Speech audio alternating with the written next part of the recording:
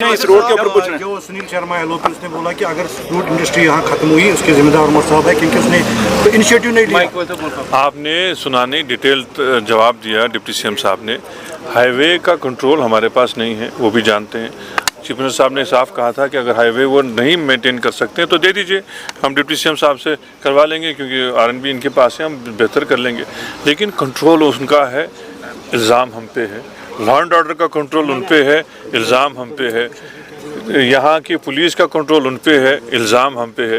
वो पहले तय करें वो किस तरफ है, क्या वो इस सियासत को आगे बढ़ाने के लिए हमें मदद करने के लिए, कि यहाँ खामखा तनकीद करके इसको बर्बाद करने की सूरत में। वो ये भी कह रहे हैं कि उमर साहब कह रहे हैं कि मैं वकील दे दूंगा महराज को, लेकिन फारूक साहब कह रहे हैं कि महराज की ही गलती है।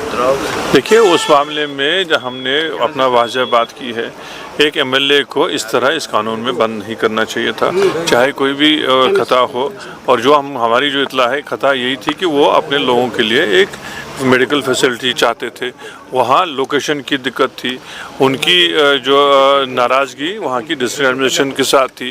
कायदे से ये बात रिजॉल्व करनी चाहिए थी बातचीत से। इतना बड़ा कदम जायज़ नहीं है।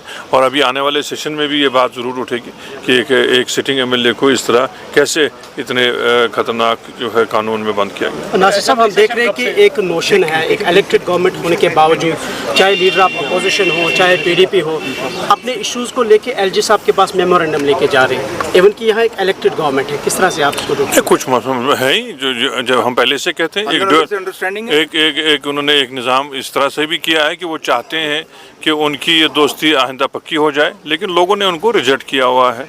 वो अगले 5 साल इंतज़ार करें, फिर दोबारा जब लोगों के पास जाएंगे फिर ये हरकतें करें। ये हमने पहले भी देखा है। मुझे समझ नहीं आता, जैसे डिप्टी सीएम साहब ने कहा, वो किस बात का रोते हैं। 11 साल हम लोग बाहर थे, 11 साल का निज़ाम उनके पास था, चाहे तब जब वो कोलिशन में थे या तब जब यहाँ एलजी साहब हुकूमत में थे। कंट्रोल तो उन्हीं का था, हम लोग तो तब भी बाहरी थे।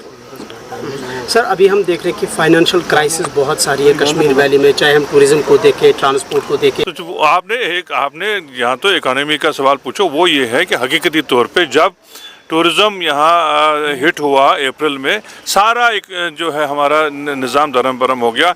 टूरिज़्म इंडस्ट्री की वजह से बिज़नेस का काफ़ी फैलाव होता था, उससे एक हिट हुआ। उसके बाद फ्लड्स आए, उससे बहुत ज़बरदस्त हिट हुआ। हम लोगों ने बैंक्स को ये जो है गुजारिश की, उनके साथ ही उठाया है कि उनको डेफर्ड पेमेंट जो है मिलनी चाहिए, क्योंकि 5-6 महीने में जब तक वो रिवाइव ना करें, उनको ये किस्तें डेफर की जाए।